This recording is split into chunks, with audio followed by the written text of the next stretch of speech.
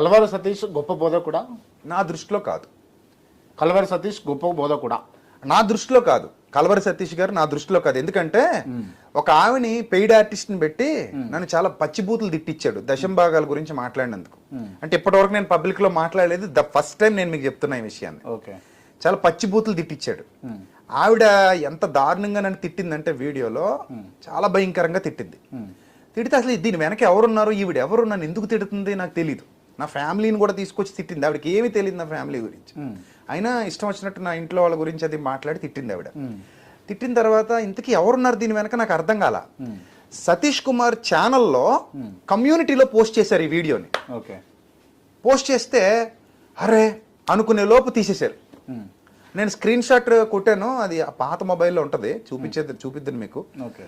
అది screen shot తీశాను నేను చాలా సంవత్సరాల కిందట, ఇది 4-5 years అవుతుంది. ఓకే. అప్పుడు తర్వాత తీసేశారు సతీష్